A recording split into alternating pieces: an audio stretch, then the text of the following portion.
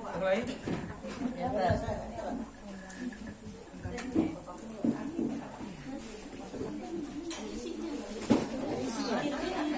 Maaf ya Bu, jadi taklimnya jam-jam segini ya. Mana lah. Apa-apa. Ada orang Banten nih. Karena kan kunjungan keluarga emang tidak ada juga. Nanti Juli insyaallah dengan Syekh Muhammad Hasan Al-Aulaki, Syekh dari Yaman asli. Nanti kita undang ke event lah. Undang nanti saya mah Juli nanti penerjemah aja lah. Yes. Baik, assalamualaikum warahmatullahi wabarakatuh. Waalaikumsalam. Bismillahirrahmanirrahim. Wassalatu wassalamu ala Rasulillah Muhammadin Abdillah wa ala alihi wa ashabihi wa ala ma ba'd. Ibu jamaah dari Salim Indonesia yang dirahmati oleh Allah Subhanahu wa taala. Kita langsung saja kajian hadis. Pada pagi ini mudah-mudahan dengan waktu yang singkat ini Allah berikan keberkahan, berikan manfaat bagi kita semua, amin ya rabbal alamin. Bismillahirrahmanirrahim. Langsung saya bacakan hadisnya. An Mu'adz bin Jabal radhiyallahu anhu qala qultu ya Rasulullah akhbirni bi amalin yudkhiluni al-jannata wa yubaiduni 'anil nar. Qala laqad sa'alta an 'azimin fa innahu la yasirun 'ala man yassarallahu ta'ala 'alayhi. Ta'budullaha wa la tusyriku bi syai'a wa tuqimus shalah wa tu'tuz zakah wa tasumu ramadan wa tahujjul bait. Hadisnya panjang ini. Dulu kalau kita ini ada di hadis Arba'in Nawawiyah. Dulu saya mulai ngapalkan hadis Arba'in itu kelas 1 SMP. Ini hadis yang paling kita nggak suka. Karena panjang banget. Kalau hadis Arba'in Nawawiyah itu kan yang pertama innamal a'malu binniyat. Nah, senang. Hadis kedua hadis Jibril. Itu saya kan hadis tentang alamatus sa'al tuh. Tapi enak karena hadis Jibril itu ada rukun Islam, rukun iman, kita hafal. Kalau ini yang panjang ini terkenal, kita bilang hadis 29. Jadi kalau murojaah itu pasti pengetes itu nanya hadis tasi wa isri. Hadis 29 ada, kena 29. Tapi maknanya luar biasa. Kita baca nggak mungkin semuanya, maksudnya saya nggak mungkin baca hadis semuanya langsung terjemah. Kita baca sepenggal terjemahkan biar lebih enak. Baik. An Mu'adz bin Jabal, dari Mu'adz bin Jabal. Ini salah satu sahabat dari kaum Muhajirin apa Ansor, Bu? Ini saya mau ngetes ini nih sirahnya. Mu'adz bin Jabal itu sahabat yang di kaum Ansor apa yang Muhajirin? Dia adalah kaum Ansor. Berarti di Madinah ya? Asli. Berarti sebutnya Mu'adz bin Jabal Al-Ansori. Ada dua suku Ansor yang sering perang itu, sampai akhirnya Nabi datang, Islam datang, baru mereka berdamai. Dua suku yang selalu perang terus sampai Islam datang, baru mereka akhirnya berdamai. Suku apa itu? Aus dan Khazraj. Ya, Khazraj ini dua suku, dua golongan yang perang terus sampai akhirnya Nabi datang, lalu mereka pun berdamai. Mu'adz bin Jabal ini dari Khazraj apa dari Aus? Dia dari Khazraj. Makanya namanya Mu'adz bin Jabal bin Amr Al-Khadraji Al-Ansori. Nah, tapi walaupun Madinah itu kan masuk Islamnya lebih belakangan ya daripada kaum Muhajirin. Sayyidina Mu'adz bin Jabal ini masuk Islamnya itu ketika Nabi belum hijrah. Ketika Nabi belum hijrah ke Madinah, Mu'adz bin Jabal itu sudah memeluk Islam. Karena kita tahu Nabi dakwah di Mekah kan berapa tahun Ibu? Risalah Nabi itu dari umur 40 tahun Nabi diangkat jadi Rasul, lalu wafat umur 63. Berarti 23 Nabi berdakwah itu. Berapa tahun di Mekah? 13 tahun Nabi di Mekah, sampai umur 53 Nabi di Mekah. Lalu akhirnya karena Mekah ini tidak ada prospek kayaknya nih, penyembah berhala nih uyuh benar dinasihatin nih. Nah, akhirnya Nabi kemana? Ke Madinah. Madinah luar biasa, walaupun cuma 10 tahun. Ya, 13 tahun Nabi bertahun-tahun dakwah di Mekah itu tidak ada hasil. Aduh, kata Nabi susah. Yang masuk Islam tuh yang lemah-lemah. Bilal bin Rabah, hamba sahaya dari Habasyah, Sumayyah, terus Amr bin Amr bin Yasir, ya. Yang lemah-lemah gitu, yang masuk Islam ini. Arozil kata orang Arab, ya, yang ikut Muhammad itu orang-orang yang kere-kere gitu. Nah, yang ikut orang yang kaya pertama itu dari keturunan orang yang mampu, Sayyidina Utsman bin Affan.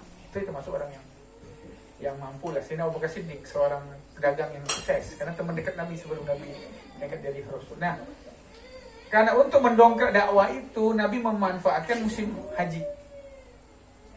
Karena musim haji itu orang semua datang dari seluruh dunia. Nabi memanfaatkan Mekah itu sebagai sentral berkumpulnya seluruh orang. Nah, Nabi berdakwah di situ, ngajakin orang yang datang haji, saya ini Nabi yang diutus terakhir ini. Nah, datanglah kelompok jamaah haji dari Yathrib. Yathrib di mana sekarang? Madinah. Dari Yathrib. Nah, Madinah ini lain dengan Mekah. Kalau di Mekah itu menyembah berhala semua, nggak kena Taurat Injil, nggak kena nabi-nabi. Pokoknya mabuk, nyembah berhala, Tuhannya ada 360 berhala. Jadi dakwah Nabi yang nggak nyambung. Nabi kan bawa agama Islam. Kalau bahasa sekarang agama Abrahamik namanya. Kalau sekarang itu agama Nabi Ibrahim yang nggak nyambung.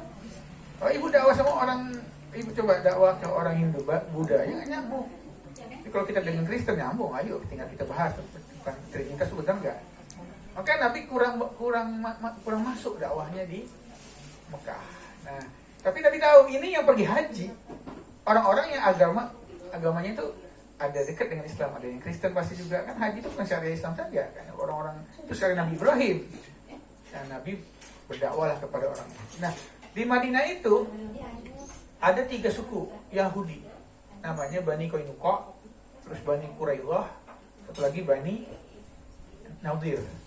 Nah, orang-orang Yahudi ini suka bilang sama orang-orang Arab di Madinah itu, ya orang-orang yang tidak beragama ya, orang-orang yang tidak beragama Yahudi yang ada di Madinah, yang nanti mereka ini pengikut Nabi semua nih. Kalau kami lihat di kitab kami nih, ini Nabi terakhir udah turun ini.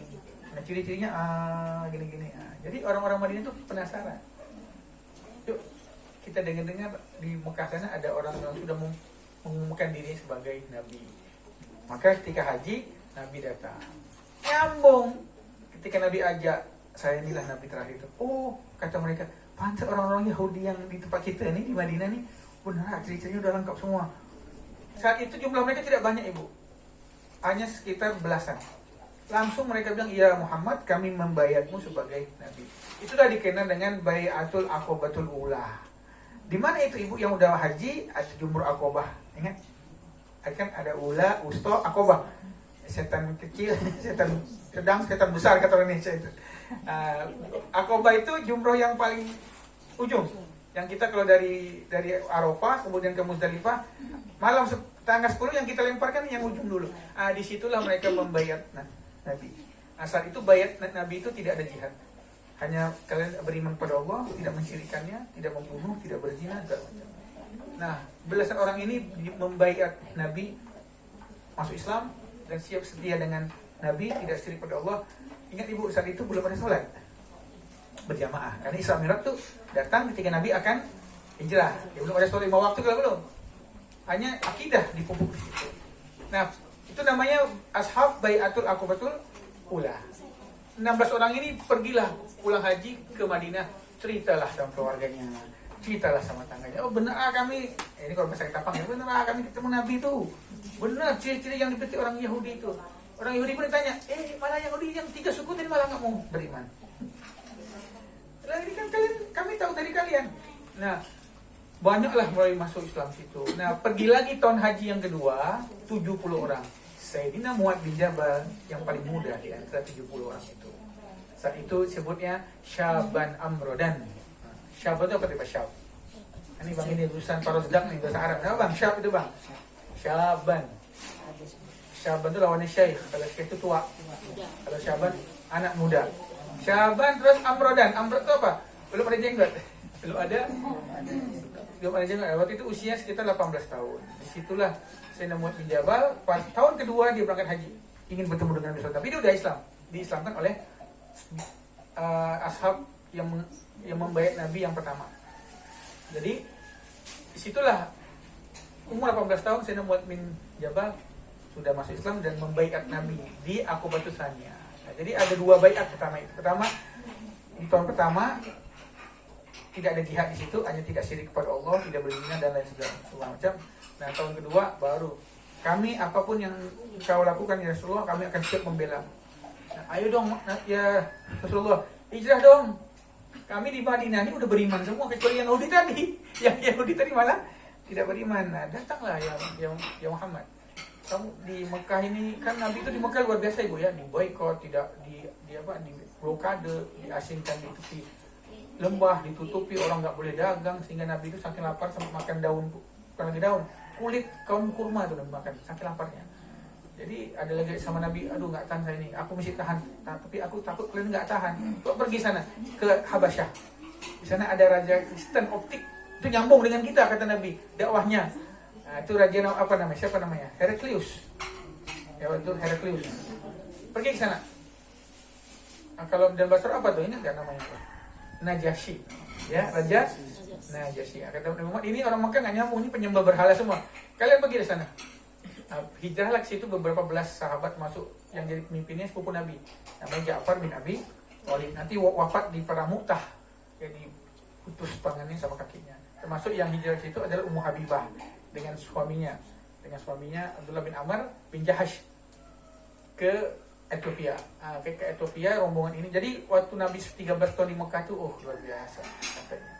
Tapi Nabi kuat. Tapi Nabi takut sahabatnya tidak kuat. Coba kalian pergi ke Habasyah sana. Karena aku dengar dia raja yang Kristen optik, istilahnya bisa lebih nyambung dengan kita. Ternyata benar kan, begitu sampai ke sana dikejar oleh rombongannya kafir Quraisy. Pemimpin itu Ikrimah. Ikrimah itu anaknya Abu Jahal. Nanti masuk Islam loh Bu. Ikrimah ini nanti masuk Islam dan dia membebaskan Palestina loh. Ikrimah ini musuh besar Nabi karena bapaknya Abu Jahal.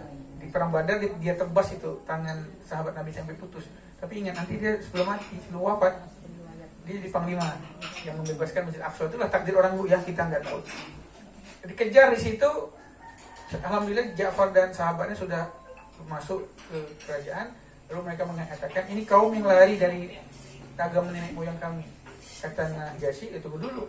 Mereka ini minta perlindungan dengan saya. Saya mau lihat dulu apa sih ajarannya. Panggil, siapa yang kepala rombongan ini? Kata Ja'far, saya. Baik. Bagaimana Nabimu mengajarkan? Nabi saya mengajarkan untuk tidak menyembah berhala, meninggalkan minuman keras, meninggalkan zina. Apa Nabi pernah bercerita tentang Maryam?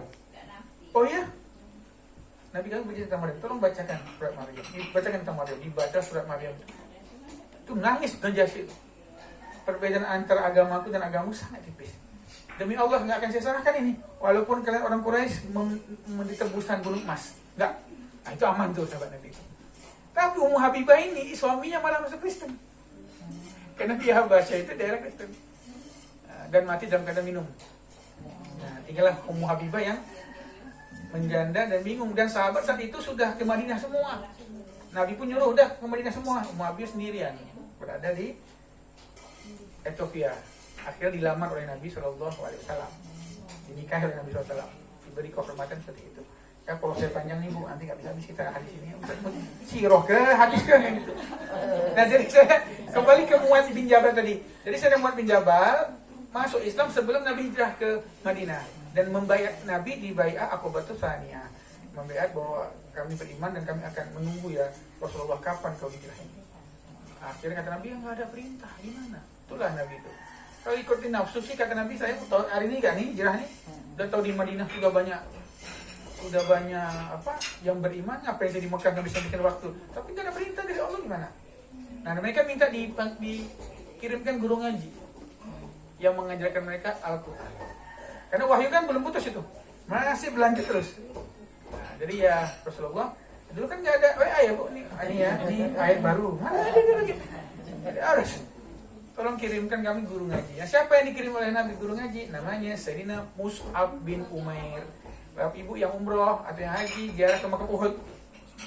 Nah, di situ ada namanya sampai Hamzah itu paman Nabi.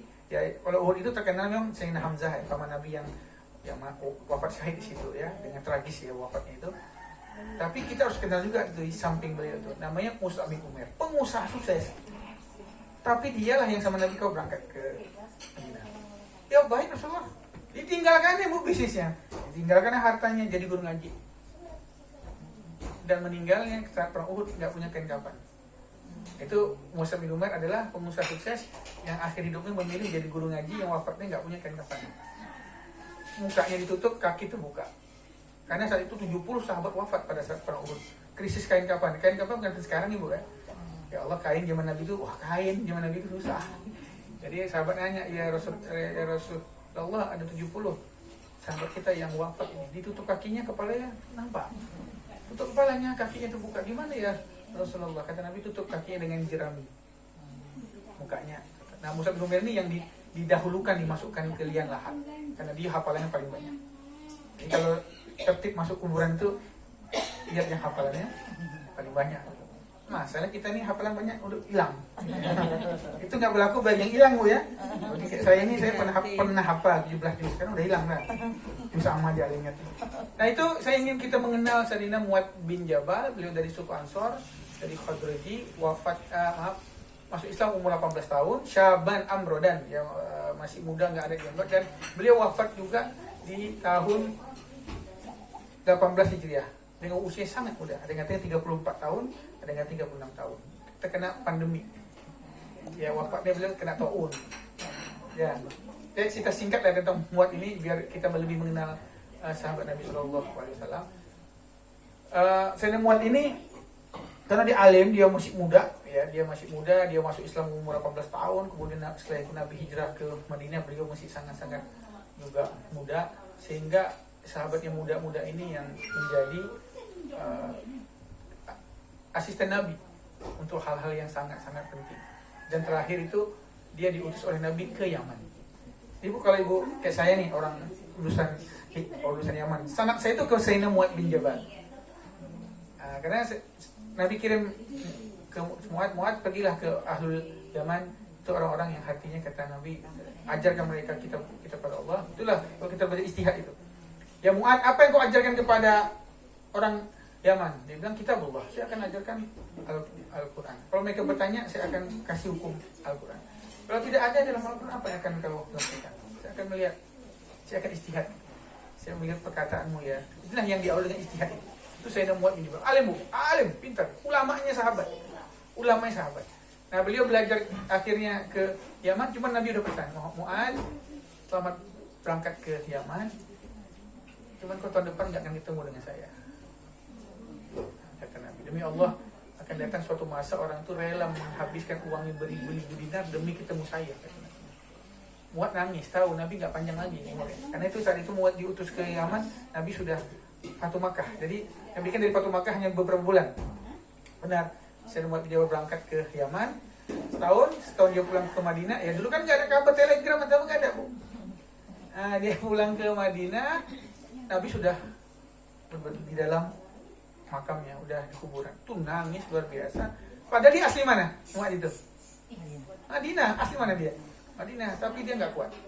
Dia hanya tahan beberapa hari. Dia bilang saya nggak kuat. Karena saya setiap lihat Masjid Nabawi punya suara azan Bilal, saya nggak mampu. Saya nangis. Pergi dia ke Syam dan wafatnya di Urdun. Urdun itu sekarang ya di Yordania. Nah, jadi padahal orang asli Madinah, tapi karena nggak tahan rindu sama Nabi, dia nggak bisa. Sama dengan Bilal bin Rabah. Begitu Nabi meninggal, dia tak mau ajan lagi. Udahlah, saya pusing kata Bilal. Ingat Nabi terus pulang juga meninggal.